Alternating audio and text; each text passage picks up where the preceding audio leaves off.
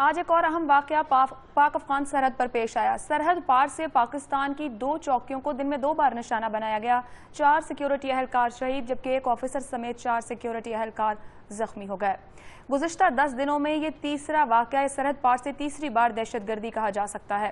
پاکستان کی جانب سے افغان حکومت سے احتجاج ریکارڈ کرا دیا گیا دفتر خارجہ کی جانب سے، لیکن کیا یہ مسئلے کو حل کر رہا ہے؟ پاک افغان سرحد پر معاملات کو کیسے نمٹایا جانا ضروری ہے؟ کس طریقے سے اس پوری صورتحال سے نمٹا جا سکتا ہے؟ اس پر اس وقت گفتگو کریں گے۔ رحیم اللہ صاحب، پاک افغان بارڈر کی بات کی جائے تو وہاں پاکستانی سیکیورٹی فورسز کو طالبان بھی نشانہ بناتے ہیں، افغان سائڈ سے بھی حملے کیے جاتے ہیں، اس کے ساتھ ساتھ سلالہ جیسا واقعہ بھی ہوا۔ ہماری یہ سرحد اتنی غیر محفوظ کیوں ہو گئی ہے؟ دیکھیں، پہلی بات تو یہ ہے کہ یہ جو ہمارا بارڈر ہے، ڈیورنڈ لائن بھی اس کو کہتے ہیں، یہ تو ہمیشہ سے غیر محفوظ رہی ہے۔ پچھلے جب سے یہ افغانستان کے واقعات شروع ہوئے 35-36 سال ہو گئے ہیں۔ یہ ایک بہت لمبا بارڈر ہے، 2500 کلومیٹر، اور بہت ہی یہ غیر محفوظ ہے۔ ابھی اس میں آمد و رفت ہوتی ہے، کچھ جگہیں ایسی ہیں جہاں پہ چیک پوائنٹس ہیں، باقی سارا علاقہ بغیر کسی چیک پوائنٹ کے ہے، تو وہاں لوگوں کی آمد و رفت ہے۔ اور آپ دیکھیں کہ یہاں پہ جو یہ حملے ہوتے ہیں باجوڑ میں، یا اس سے پہلے چترال میں ہوئے، اپر دیر میں ہوئے، لوور دیر میں ہوئے، مومن میں ہوئے، تو یہ پاکستانی طالبان کرتے ہیں۔ پاکستانی طالبان 2009 کے اوائل میں جب ان کے خلاف فوجی کارروائی ہوئی سوات میں اور ملکنڈ میں اور مومن میں اور باجوڑ میں، ان کو شکست ہوئی، یہ افغانستان فرار ہو گئے، اور حیرانی کی بات یہ ہے کہ ان کو وہاں پناہ مل گئی۔ ابھی اطلاع یہ ہے کہ تقریباً 1000 تک پاکستانی طالبان افغانستان کے علاقے میں موجود ہیں۔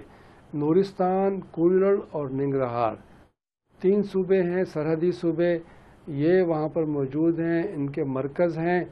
ابھی یہ سمجھ میں بات نہیں آتی کہ یہ وہاں پر کیسے رہ رہے ہیں۔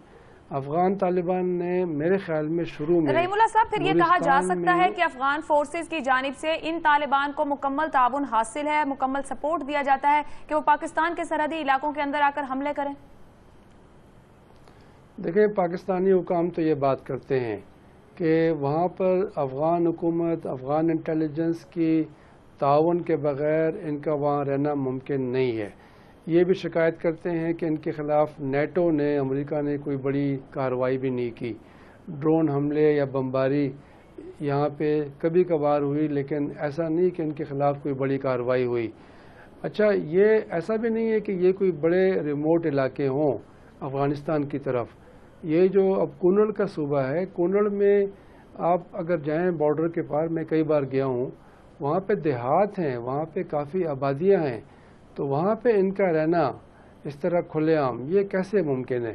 ہمیں اپنے ذرائع بتاتے ہیں کہ یہ پاکستانی طالبان کی وہاں پہ جو موومنٹ ہے وہ کھلے عام ہوتی ہے، اور کچھ لوگوں نے یہاں سے ہجرت بھی کی ہے، اکثر میلیٹنٹس کی فیملی ہیں، کچھ عام لوگ بھی ہیں، تو ان کو وہاں افغانستان میں پناہ ملی ہوئی ہے۔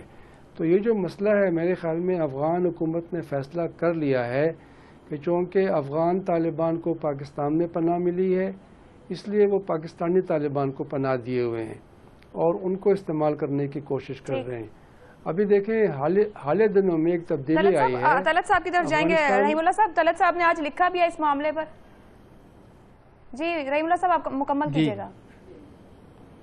جی، میں یہ کہہ رہا تھا کہ حالیہ دنوں میں ایک تبدیلی ہوئی ہے کہ افغانستان کی حکومت نے افغانستان کی نیشنل آرمی کو بھاری ہتھیار پہلی بار دیے کونڑ کے صوبے میں، یعنی افغانستان کی فوج کے پاس کہیں پر بھی بھاری ہتھیار نہیں ہے، آرٹلری، بڑی توپیں، یہ ساری، یا پھر راکٹ لانچر وغیرہ، تو یہاں پر انہوں نے دی ہیں کونڑ میں، اور یہ اس لیے دی ہیں کہ اگر پاکستان کی طرف سے گولہ باری ہو، راکٹ گریں، تو آپ جوابی کارروائی کریں۔ اور آپ کو پتہ ہے کہ افغانستان میں یہ ایک بہت بڑا ایشو ہے کہ پاکستان سے گولہ باری ہوتی ہے، پاکستان سے راکٹ گرتے ہیں، وہاں پارلیمنٹ میں اس کے اوپر بحث ہوتی ہے، میڈیا میں تنقید ہوتی ہے پاکستان کے اوپر، مظاہرے ہوتے ہیں، لیکن پاکستان میں ہم نے دیکھا ہے کہ شاید لوگوں کو علم بھی نہیں ہے کہ اس بارڈر کے اوپر کیا ہو رہا ہے، اور یہاں پہ کوئی تنقید بھی نہیں، کوئی مظاہرہ بھی نہیں۔ تو اچھا ہے پاکستان نے تحمل سے کام لیا ہے، تحمل سے کام لینا چاہیے، لیکن افغانستان میں یہ ایک بہت بڑا ایشو بن گیا ہے اور پاکستان کے خلاف اس کو استعمال کیا جا رہا ہے۔ ٹھیک ہے طلعت صاحب، آپ نے رحیم اللہ صاحب کی پوری گفتگو سنی کہ کس طرح افغانستان کے اندر ان چیزوں کو دیکھا جا رہا ہے. آپ نے آج لکھا بھی جس میں آپ نے لکھا کہ بارڈر مینجمنٹ از دا کی ٹو اسٹیبلٹی. اب حکومت پاکستان کی کیا ذمہ داری بنتی ہے؟ وہاں افغان حکومت نے تو صوبہ کنڑ میں بھاری ہتھیار تک مہیا کر دیے یا فراہم کر دیے کہ کس طرح سے ہینڈل کرنا ہے انہوں نے سرحدی علاقوں کو. اب ہماری حکومت کی ذمہ داری کیا بنتی ہے؟ کس طرح اسٹیبلٹی ہو سکتی ہے سرحدی علاقے پر؟ دیکھیے بالکل، میں ایک تو خیر رحیم اللہ بالکل اتفاق کرتا ہوں، لیکن اس کے ساتھ ساتھ میں یہ بھی کہوں گا کہ دیکھیے دونوں طرف پناہ گاہیں ہیں، اور جیسے رحیم اللہ صاحب بھی کہہ رہے تھے اور میں نے لکھا بھی ہے کہ دونوں طرف پناہ گاہوں میں ایسے لوگ مقیم ہیں جو کہ ایک دوسرے کے ملک کے اوپر حملہ کر رہے ہیں. جیسے یہاں حقانی نیٹ ورک ہے اور طالبان ہیں، افغان طالبان جو کہ مسلسل جو ہے افغانستان پر حملہ کرتے ہیں. اسی طریقے سے انہوں نے بھی اب پال رکھے ہیں پاکستان کے جو لوگ ہیں. فضل اللہ صاحب بھی وہاں بیٹھے ہوئے ہیں، اور پاکستانی طالبان جو ہیں، تحریک طالبان پاکستان کے لوگ مسلسل ان صوبوں سے پاکستان کے اوپر حملہ کر رہے ہیں.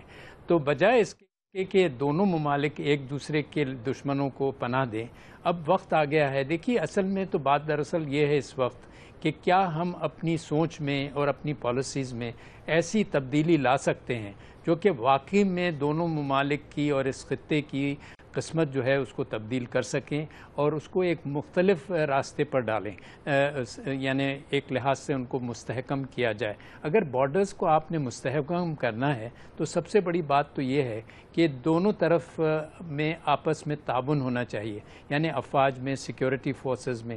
اور سیکیورٹی فورسز میں تعاون ہونے کے لیے دونوں حکومتوں میں تعاون ہونے کی ضرورت ہے. اگر دونوں حکومتیں ایک دوسرے کے دشمنوں کو پناہ، دیکھیے ایک تو تاریخی ایک پہلو ہے اس کا کہ ایک تاریخ تھی، اس کے لحاظ سے یہ پناہ گاہیں بنی اور یہ لوگ یہاں مقیم ہوئے، وہ ایک اپنی جگہ پر ہے، اور میرے خیال میں اس سے ہم ایک دم تبدیلی بھی نہیں لا سکتے.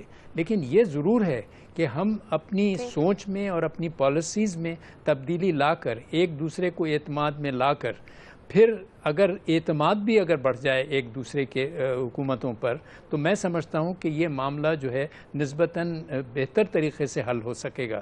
لیکن اگر وہی پالیسیز اختیار کی جائیں کہ وہ بھی زیادہ اپنے ایکوپمنٹ اور آرمز اور ویپنز جو ہیں سرحد کے اوپر بھیج دیں اور پاکستان بھی بھیج دے اور پھر وہ لڑائی کرتے رہیں، تو اس میں فائدہ صرف دونوں طرف ملیٹنٹ آرگنائزیشنز یعنی طالبان کو اور ان کے فریقوں کو ہی، رفیقوں کو ہی ہوگا، اور کسی کو. فی الحال فائدہ طلعت مسعود صاحب صرف طالبان کو ہی ہو رہا ہے. رحیم اللہ صاحب، جس طرح بھی آپ نے بھی بتایا کہ کس طرح وہاں پر افغان حکومت دیکھ رہی معاملے کو، پاک افغان بارڈر پر افغانستان کی جانب معاملات کس طرح دیکھے جاتے ہیں؟ کیا سرحد پر موجود جو سیکیورٹی فورسز ہیں خود معاملات کو دیکھتی ہیں اور فیصلہ کر لیتی ہیں، یا افغان حکومت پوری طرح اس بارڈر کے معاملات کو لے کر انوالو رہتی ہے اور فیصلے حکومتی سطح پر کیے جاتے ہیں؟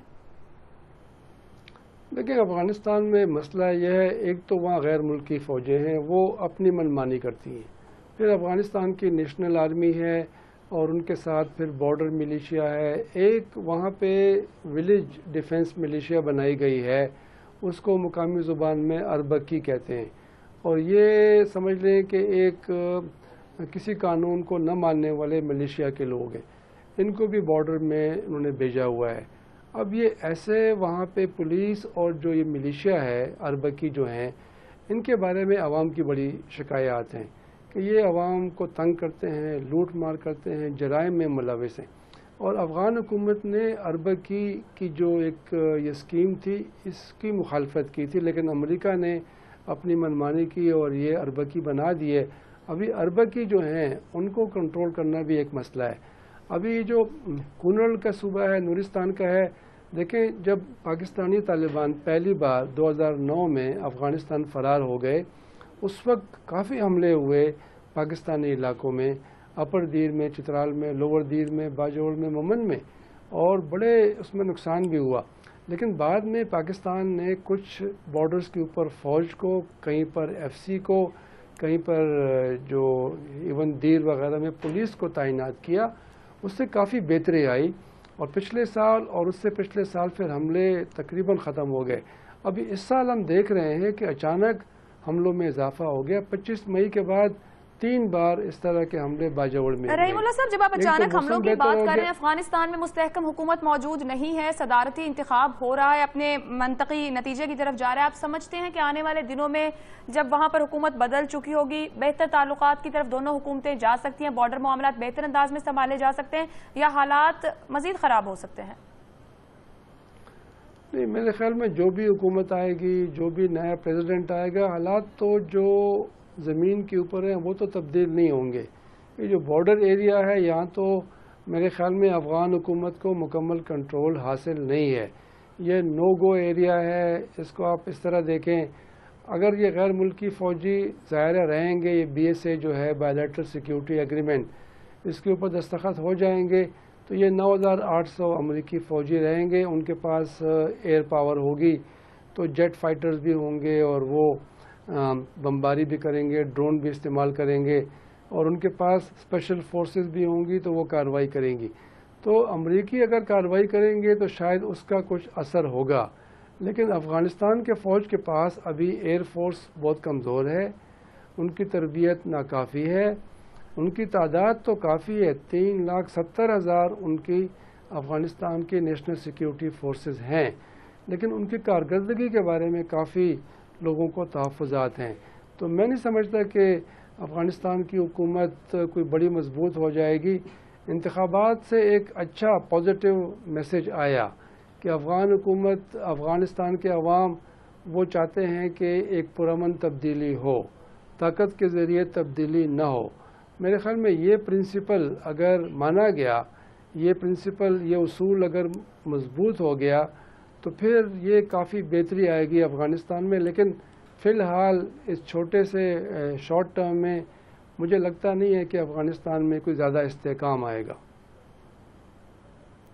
ठीक, तलत मसूद साहब, अफगान हुकूमत से एहतजाज करना काफ़ी है पाकिस्तानी हुकूमत का? तवील बॉर्डर ये कह के मामले को छोड़ा जा सकता है कि अफगान हुकूमत का अपना कंट्रोल नहीं अपनी सरहद पर, या पाकिस्तान हुकूमत कोई बहुत बेहतर किरदार, प्रोएक्टिव किरदार अदा कर सकती है इस मामले के लिए? ये मेरे ख्याल में कोशिश तो यही है, और पाकिस्तान ने अपनी तरफ तो पोस्ट ज़्यादा रखी हुई हैं। आपको पता है तकरीबन 800 से ज़्यादा हैं, और उनकी तरफ तकरीबन 110 या कुछ हैं, तो निस्बतन उनके तरफ काफ़ी कमज़ोर है मामला। और पाकिस्तान की तो यही कोशिश है कि ज़्यादा से ज़्यादा बेहतर किया जाए बॉर्डर मैनेजमेंट को, चाहे अफ़गानिस्तान की तरफ से कितनी भी कमज़ोरी हो, ताकि उस कमज़ोरी को भी पूरा किया जाए अपने साइड को बेहतर करके। लेकिन आपने देखा कि जब तक दोनों तरफ से ताउन नहीं हासिल होगा, ये बड़ा मुश्किल मामला है। और दूसरी बात यह है कि पाकिस्तान को भी पूरी तौर से अपने इलाक़ों पर कंट्रोल हासिल करना होगा, और ये भी अफ़गानिस्तान को भी, और अफ़गानिस्तान के लिए शायद काफ़ी अरसा लगे कि वो इन सूबों पर, ये कुनार वग़ैरह के ऊपर उनका कंट्रोल पूरी तौर से हो, इसलिए कि वो ज़्यादातर पेरिफेरी जो है अफ़गानिस्तान की, उस पर उन लोगों का कंट्रोल इस वक्त नहीं है, और वो एक तरीक़े से बेबस और लाचार हैं। लेकिन इसके बावजूद मैं समझता हूँ कि जो नई हुकूमत आ रही है उससे एक नई किस्म का जज्बा और एक नए किस्म का अज़्म तो आ सकता है, और उससे पाकिस्तान और अफ़गानिस्तान के ताल्लुक़ात में भी बेहतरी आ सकती है, और एक नया बाब भी शुरू हो सकता है। लेकिन ये सिर्फ़ एक सोच ही और ख़यालात, एक मुस्बत ख़यालात ही नहीं, लेकिन इसको तब्दील करने के लिए जो है बहुत से इक़दामात लेने पड़ेंगे दोनों हुकूमतों को। लेकिन मैं नहीं समझता कि इस वक्त वाकई में ये हुकूमतें इस काबिल हैं कि इस किस्म के इक़दामात लें, लेकिन कोशिश तो इनको करनी चाहिए, इसलिए कि एक नई लीडरशिप अफ़गानिस्तान में जब आएगी उसकी भी कोशिश यही होगी कि पाकिस्तान से वो ताल्लुक़ात को बेहतर किए जाएं। चाहे आपने देखा कि अगर अब्दुल्ला भी आते हैं, उनका माजी में चाहे उनका शायद पाकिस्तान के बारे में और उनसे पाकिस्तान से उनके ताल्लुक़ात इतने अच्छे न हों, लेकिन अब अगर वो सदर बन के आते हैं तो उनका जो रवैया है वो बिल्कुल मुख्तलिफ होगा, इसलिए कि वो ये चाहेंगे कि वो एक कामयाब सदर की हैसियत से उभरें, اور وہ اسی صورت میں ہو سکتا ہے جب خاص طور سے ان کے تعلقات پاکستان سے اچھے ہوں، اس لیے کہ افغانستان کا انحصار اور دار و مدار بہت حد تک پاکستان پر ہے، سیکیورٹی کے معاملات پر بھی، تجارت کے معاملات پر بھی، اور آپ کو پتہ ہے کہ افغانستان لینڈ لاکڈ ہے۔ تو دونوں ممالک اگر ایک نیا باب شروع کریں، اور نواز شریف صاحب آپ کو پتہ ہے بار بار کہتے ہیں کہ ہم اپنے ہمسایہ ممالک اور خاص طور سے انڈیا سے اور افغانستان سے تعلقات کو بہتر سے بہتر کرنا چاہتے ہیں، تو میں سمجھتا ہوں یہ دونوں نئی لیڈرشپ جو ہے، کوشش ان کی یہ ہونی چاہیے کہ سیکیورٹی کے معاملات پر بھی بہت توجہ دیں۔ اور اگر دیکھیے یہ پناہ گاہیں دونوں طرف سے رحیم اللہ صاحب کا ٹیک بھی اس پہ لے لیتے ہیں۔ طلعت صاحب، رحیم اللہ صاحب آپ کیا سمجھتے ہیں پاکستانی حکومت کو کیا اقدامات کرنے کی ضرورت ہے، کیا حکمت عملی اپنانے کی ضرورت ہے؟ جس طرح طلعت مسعود صاحب کہتے ہیں کوشش کرنے کی ضرورت ہے، وقت لگ سکتا ہے، آپ کے خیال میں کون سے ایسے اقدامات ہیں کہ جو فوری کیے جائیں تو صورتحال پاک افغان بارڈر پر قدرے بہتر ہو سکتی ہے؟ لیکن پہلی بات تو یہ ہے کہ پاکستان کے لیے ممکن نہیں ہے کہ وہ افغانستان کے علاقے میں داخل ہو کر پاکستانی طالبان کے خلاف کارروائی کرے، یہ ممکن نہیں ہے۔ یہاں پر دیکھیں پہلے امریکہ اور نیٹو کے کچھ یہاں پہ آؤٹ پوسٹ تھے، ان کی پوسٹیں تھیں بارڈر کے اوپر، وہ کچھ سال پہلے ہٹا دی گئیں، اس سے بھی طالبان کو موقع ملا اور وہ پورے علاقے میں آ گئے اور وہاں پہ انہوں نے ان پوسٹوں کے اوپر بھی قبضہ کر لیا ہے۔ تو یہاں مجھے لگتا نہیں ہے کہ افغان حکومت اپنی کوئی حاکمیت قائم کر سکے گی۔ ہمارے ہاں بھی حالات اس طرح تھے، ابھی بھی کچھ ہمارے قبائلی علاقوں میں پاکستان کو مکمل کنٹرول حاصل نہیں ہے۔ ایک بات تو یہ ہے، اب آپ سوچیں کہ جب مزید غیر ملکی فوجیں نکل جائیں گی، مزید جو ان کے فوجی اڈے ہیں وہ ختم ہو جائیں گے، وہاں ممکن ہے طالبان قبضہ کر لیں، تو حالات مزید خراب ہو سکتے ہیں۔ اب یہی اس کا ایک حل ہے کہ پاکستان کی حکومت افغانستان سے مل کر اس مسئلے کا حل نکالے۔ دونوں کو شکایت ہے، دونوں کے گلے شکوے ہیں اور دونوں نے ایک دوسرے کے دشمنوں کو پناہ دی ہے۔ ایک تو وہ طریقہ ہے، ایک جو حکومت نے کوشش کی تھی مذاکرات کی، اس میں بھی دیکھ لیں اس میں کوئی جان ہے کہ نہیں ہے، کس سے بات ممکن ہے، کس سے ممکن نہیں ہے، اور پھر یہ بھی ہے کہ اپنی سیکیورٹی کو بہتر بنانا ہے۔ آپ دیکھیں یہ جو فتح جنگ میں خودکش حملہ ہوا تو یہ غیر فوجی گاڑی تھی، یہ فوجی گاڑی نہیں تھی، تو اس کا مطلب یہ ہے کہ طالبان جنہوں نے یہ حملہ کی ذمہ داری قبول کی ہے ان کی انٹیلیجنس کافی بہتر ہے۔ پھر آپ یہ دیکھیں در اعظم خیل کے طالبان نے پہلے بھی اس علاقے میں اٹک کے ضلع میں کئی حملے کیے، ایک پولینڈ کے انجینئر کو بھی انہوں نے یہیں سے اغوا کیا پھر اس کو مار دیا تھا۔ تو یہ بھی دیکھنے کی بات ہے کہ اٹک میں کیا طالبان کی رسائی ہے، کیا وہاں پہ ان کو مقامی حمایت حاصل ہے، کیونکہ ہم اکثر بات کرتے ہیں فاٹا کی اور خیبر پختونخوا کی، لیکن ایسے اور بھی علاقے ہیں جہاں ممکن ہے کہ طالبان کے حامی ہوں، ان کو معلومات دیتے ہوں اور ان سے تعاون کرتے ہوں۔ ٹھیک، بہت بہت شکریہ رحیم اللہ یوسف زئی صاحب، لیفٹیننٹ جنرل ریٹائرڈ طلعت مسعود صاحب نیوز روم میں ہمیں جوائن کرنے کے لیے۔ گفتگو کی پاک افغان سرحدی معاملات کیسے بہتر کیے جا سکتے ہیں، سوچ اور پالیسی کو تبدیل کرنے کی ضرورت ہے، دونوں ممالک گلے شکوے دور کریں اور اعتماد کی فضا کو بحال کیا جائے۔ ملک میں دہشت گردی سے نمٹنے کے لیے ضروری ہے کہ مربوط اور جامع نظام بنایا جائے، تھیوریٹیکلی نہیں، عملی طور پر اس پہ اقدامات لیے جائیں، عمل پیرا ہوا جائے، نیکٹا کو فعال اور کارآمد بنایا جائے تاکہ دہشت گردی سے بہتر طور پر اور بہتر انداز میں نمٹا جا سکے۔ وقت ہو گیا بریک کا، بریک کے بعد بات کریں گے کہ لندن میں ہوتی پیش رفت کے کراچی پر کیا اثرات ہیں۔